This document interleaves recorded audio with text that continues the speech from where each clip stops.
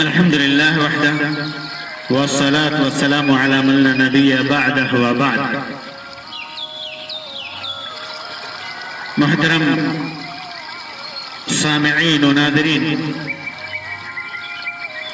آج کی اس مجلس میں آپ کے سامنے نیک اعمال کی قبولیت کے جو شرائط ہیں، قبولیت کی جو شرطیں ہیں شریعت میں، اس کو قرآن و حدیث کی روشنی میں بیان کرنے کی کوشش کروں گا، تاکہ ہم اپنے اعمال پر جو ہم عبادتیں کر رہے ہیں، خیر کا کام کر رہے ہیں، نیکیاں کر رہے ہیں، نظر ثانی کر سکیں کہ کیا وہ نیکیاں ہماری قبول ہو رہی ہیں. اللہ تبارک و تعالیٰ نے جو قبولیت کے شرطیں رکھی ہیں، اس شرط پر ہمارے اعمال اتر رہے ہیں. اس دعا کے ساتھ کہ اللہ تبارک و تعالی ہمارے نیک اعمال کو اپنی رضا کا سبب بنائے. سامعین و ناظرین، اعمال دو طرح کے ہوتے ہیں: نیک عمل، اچھا عمل اور برا عمل. جب شریعت میں اعمال کی قبولیت کی بات آتی ہے کہ عمل قبول ہے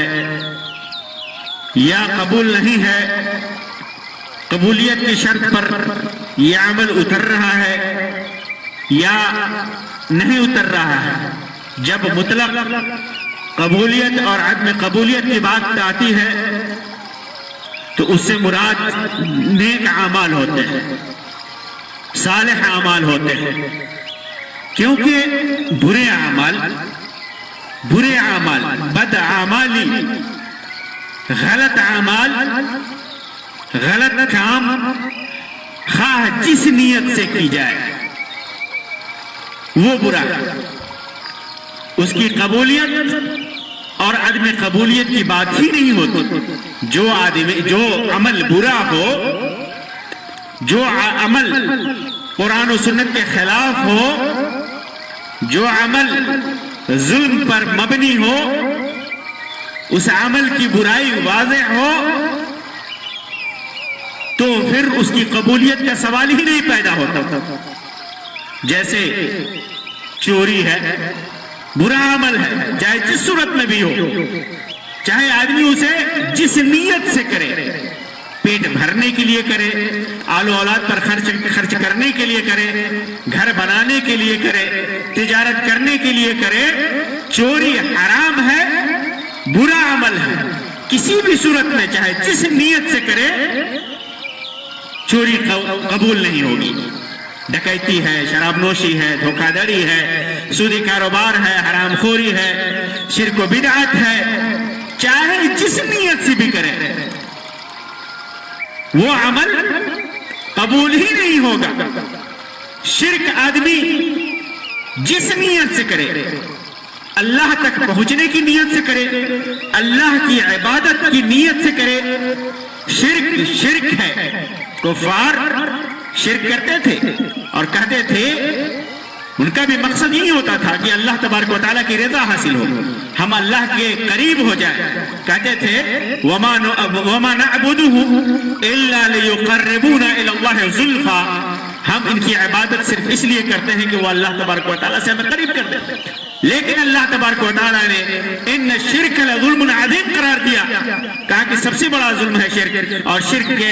علاوہ کسی بھی گناہ کو معاف کر سکتا ہے لیکن شرک کو معاف نہیں کر سکتا. اسی طرح بدعت ہے، بدعت چاہے جس نیت سے کرے انسان، اللہ تبارک و تعالیٰ کے ہاں مقبول نہیں ہے. جیسا کہ میں آگے بتاؤں گا کہ یہ عمل بدعت دین میں یہ مردود ہے۔ تو جتنے بھی اعمال ہیں، برے اعمال ہیں، چاہے جس نیت سے کی جائے، سب بے گناہ ہے، معصیت ہے، اللہ کو ناپسند ہے، اس لیے ان کی قبولیت کا سوال ہی نہیں پیدا ہوتا۔ اسی لیے جب قبولیت اور عدم قبولیت کی بات آتی ہے تو اس سے مراد نیک اور صالح اعمال ہوتے ہیں، اچھے اعمال ہوتے ہیں، اچھے اعمال ہوتے ہیں۔ جیسے حدیث نبوی میں ہے، اللہ کے رسول صلی اللہ علیہ وسلم نے ارشاد فرمایا، انما الاعمال بالنیات، اعمال کا دار و مدار نیتوں پر ہے۔ تو یہ اعمال سے مراد نیک اعمال ہے، سارے نیک اعمال ہیں، برے اعمال نہیں ہے، کیونکہ برے اعمال تو قبول ہی نہیں کیے جاتے، اس لیے ان کی قبولیت اور عدم قبولیت کی بات ہی نہیں آتی۔ تو یہاں انما الاعمال میں اعمال سے مراد نیک اعمال ہے، اچھے اعمال ہیں، مشروع اعمال ہے، جن کا شریعت میں جن کی اجازت ہے۔ ان اعمال کا تعلق چاہے عبادتوں سے ہو، نماز، روزہ، حج، زکوٰۃ، صدقات و خیرات، جو بھی عبادت کا قسم ہے، عبادت سے متعلق ہو یا عادت سے متعلق ہو، عادات سے متعلق ہو۔ اگر عادات سے متعلق ہے اور اس سے ارادہ انسان کا اللہ کا تقرب ہو، اللہ کی عبادت ہو، تو پھر وہاں پر اس کی قبولیت اور عدم قبولیت کی بات ہوتی ہے۔ جیسے آدمی سونا چاہتا ہے، پہلے ہی سونا چاہتا ہے، عشاء کے فوراً بعد سونا چاہتا ہے کہ فجر میں اٹھ کر کے نماز پڑھے گا یا رات میں اٹھ کر کے تہجد پڑھے گا، تو یہ بھی عبادت ہے، عادت۔ سونا ایک عادت ہے، لیکن عبادت کی نیت سے آدمی اس کو کر رہا ہے کہ آگے چل کر عبادت کریں گے، عبادت کے لیے مفید ہے، تو یہ بھی اس کا بھی تعلق مشروع اعمال سے ہے۔ اور قبولیت اور عدم قبولیت کی بات یہاں بھی آتی ہے۔ اسی طرح کھانا پینا ہے، زندگی گزارنے کے لیے، جسم کے اندر قوت پیدا کرنے کے لیے تاکہ اللہ کی عبادت کر سکے، وغیرہ وغیرہ۔ اسی لیے حدیث میں، اس حدیث کے اندر انما الاعمال بالنیات وانما لكل امرئ ما نوى، اس حدیث میں جس واقعاتی مثال کا تذکرہ ہے، ایک مثال اللہ کے رسول صلی اللہ علیہ وسلم نے دی، فمن كانت هجرته الى الله ورسوله، تو اس کے لیے جو مثال ہے ہجرت والی، یہ واقعاتی مثال اللہ کے رسول صلی اللہ علیہ وسلم نے دی ہے۔ اللہ کے لیے دین و ایمان کی حفاظت کی خاطر ہجرت انسان کرتا ہے، اور یہ ہجرت ان بڑے اعمال میں سے ہے جو اللہ رب العزت کو پسند ہے اور اس کے نزدیک اس کا بے شمار اجر ہے۔ تو مسلمان کو جب وہ نیک اعمال کر رہا ہے، برا اعمال کسی بھی صورت میں، برے اعمال، غلط اعمال، ناجائز اور حرام اعمال، غیر مشروع اعمال کسی بھی صورت میں حرام ہے، ناجائز ہے، قبولیت کی بات ہی نہیں وہاں ہوگی، کیونکہ وہ پہلے ہی عدم رضا کا حکم اس پر لگ چکا ہے۔ تو آدمی جب نیک عمل کرے تو خاص طور سے جب عبادت کرے تو اس کی شرطوں کو ہر مسلمان کو پہچاننا چاہیے، ہر مسلمان کو جاننا چاہیے کہ اس کی عبادت، جو وہ عبادتیں کر رہا ہے خاص طور سے اور عام طور سے کوئی بھی عمل صالح کر رہا ہے، نیک عمل کر رہا ہے، تو ہر مسلمان کے اوپر یہ واجب ہے، ضروری ہے کہ وہ دیکھے کہ اس کی عبادت کے اندر قبولیت کی شرطیں پائی جا رہی ہیں یا نہیں۔ آئیے میں آپ کو بتاتا ہوں کہ وہ قبولیت کی شرطیں، عبادتوں اور نیک اعمال کی قبولیت کی کون کون سی شرطیں ہیں۔ اللہ کے رسول صلی اللہ علیہ وسلم کے اصحاب کے زمانے سے لے کر آج تک علماء کا اس بات پر اجماع ہے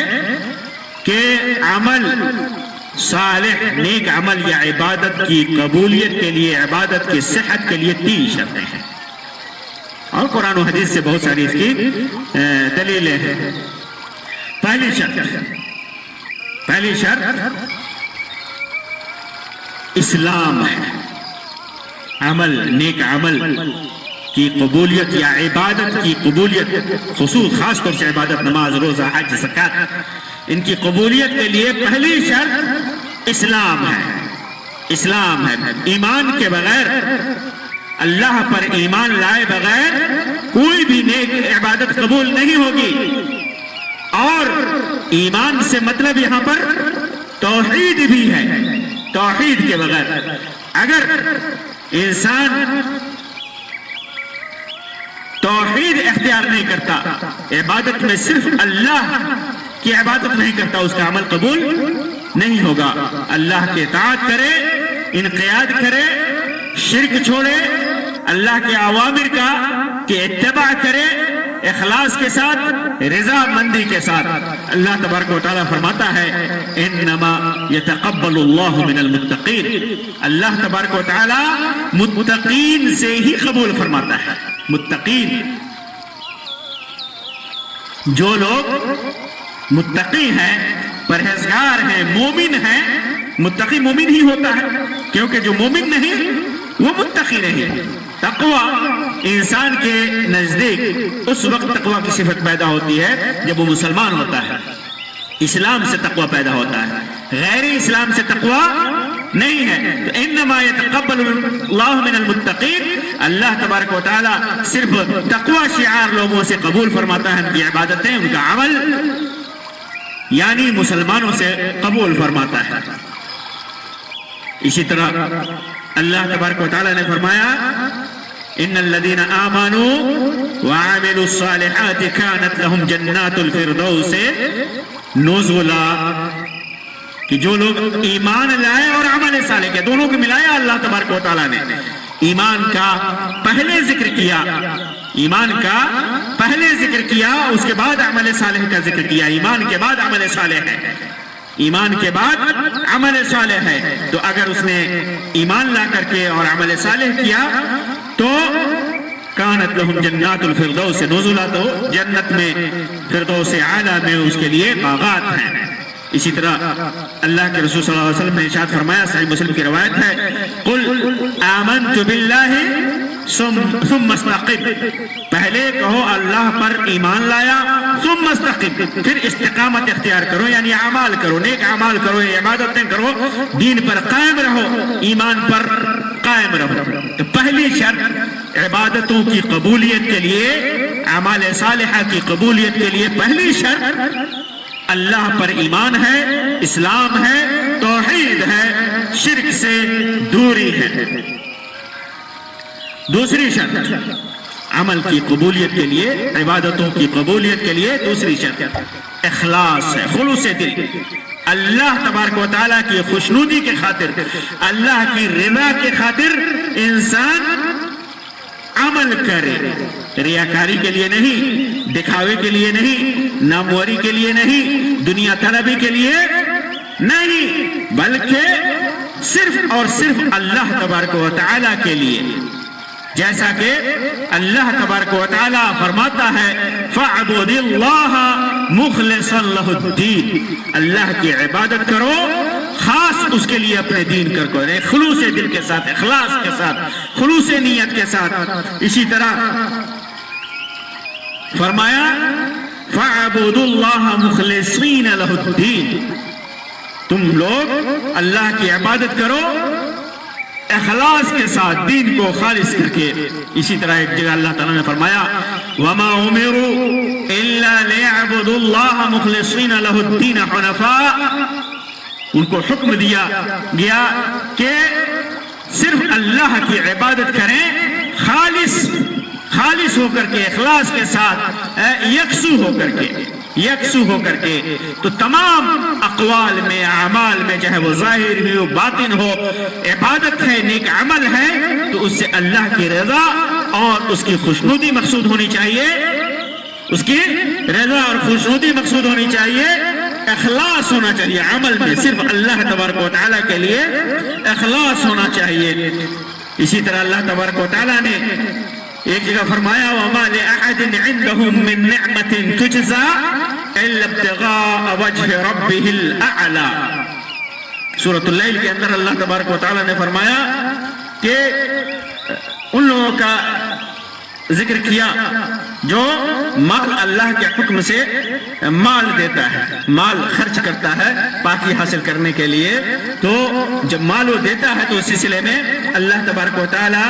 فرماتا ہے کہ اس لیے نہیں دیتا کہ وَمَا لِأَحَدٍ عِنْدَهُمْ مِّن نِعْمَةٍ تُجْزَى، کہ کسی کا احسان ہے اس کے اوپر اور اس احسان کو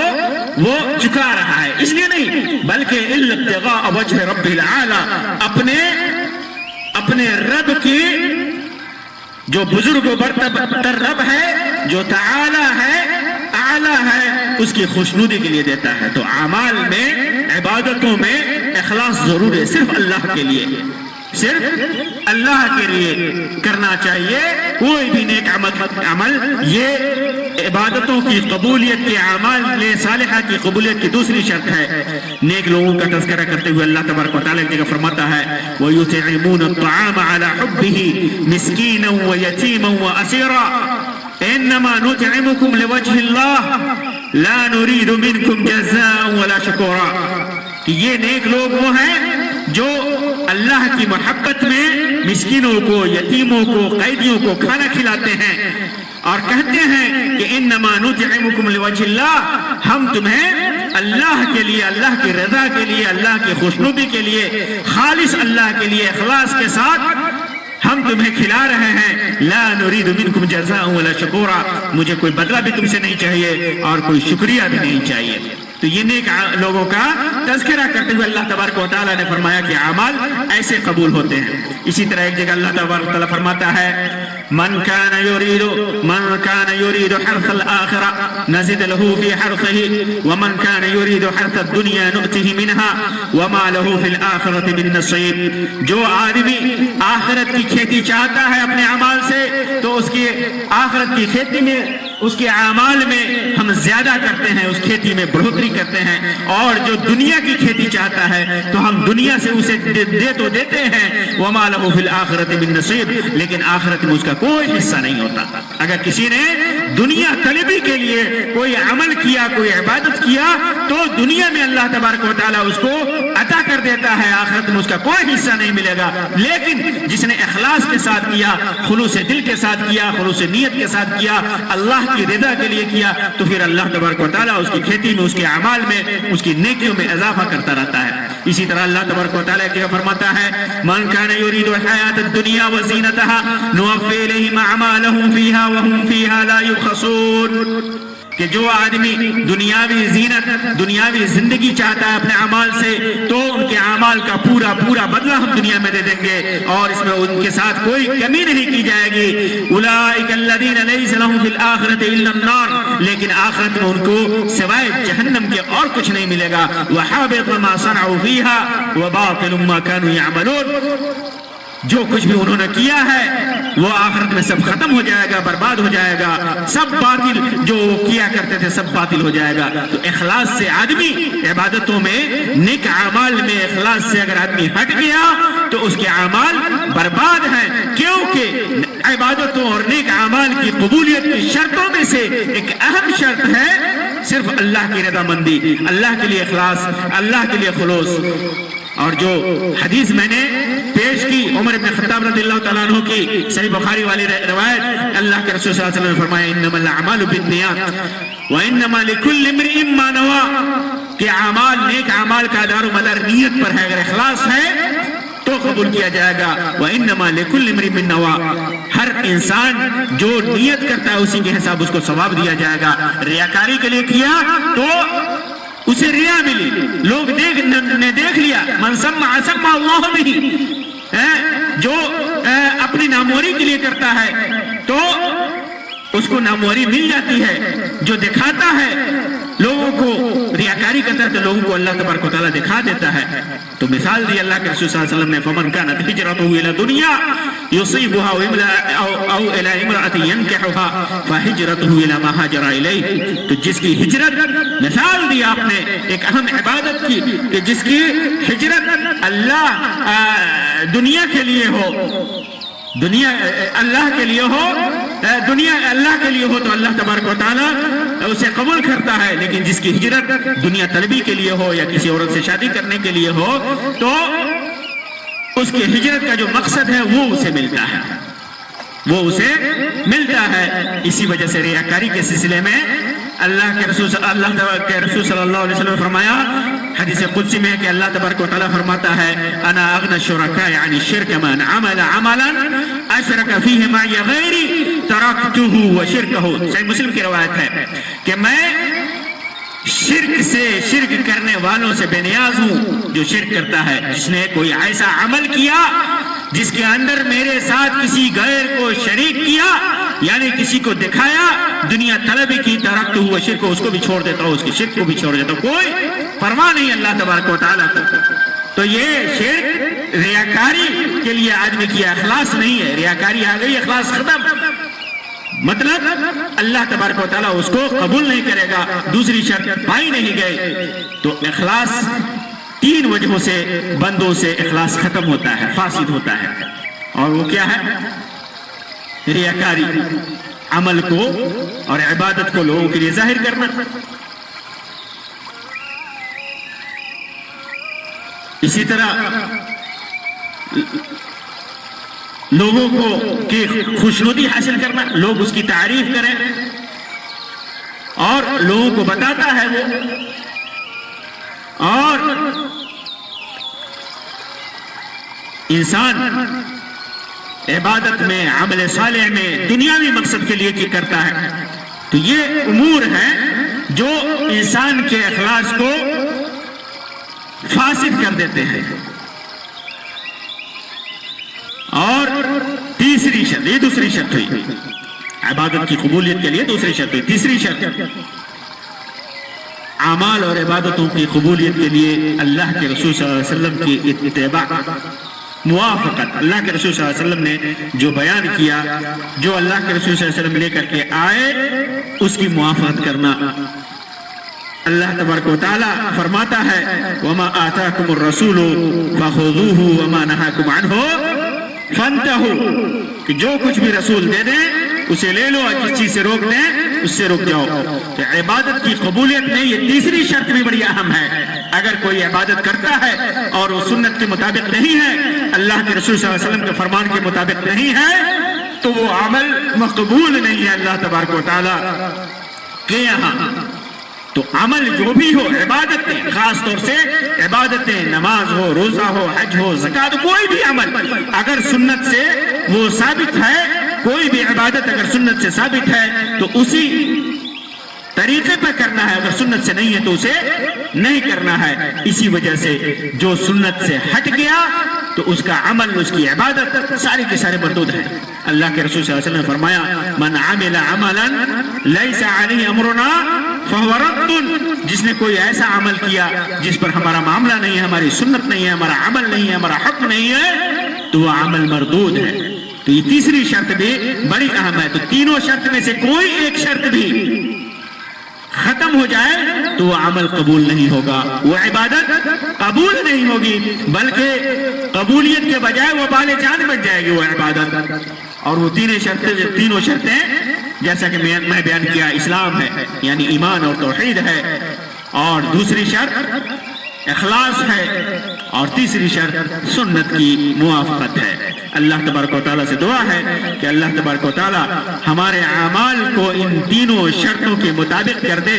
اللہ تبارک و تعالیٰ اپنی رضا کے لیے، اپنی خوشنودی کے لیے اسلام اور ایمان کے ساتھ، توحید کے ساتھ، شرک سے بچتے ہوئے، رسول اکرم صلی اللہ علیہ وسلم کی اتباع کرتے ہوئے، موافقت کرتے ہوئے ہمیں اعمال، نیک اعمال اور عبادتوں کی توفیق عطا فرمائے، اور ہر قسم کے شرک و بدعات و خرافات اور کفر سے اللہ تبارک و تعالیٰ اپنے حفظ اور امان میں رکھے۔ آمین یا رب العالمین، وآخر دعوانا ان الحمدللہ رب العالمین، وصلی اللہ علی خیر خلقہ وسلم، والسلام علیکم ورحمۃ اللہ وبرکاتہ۔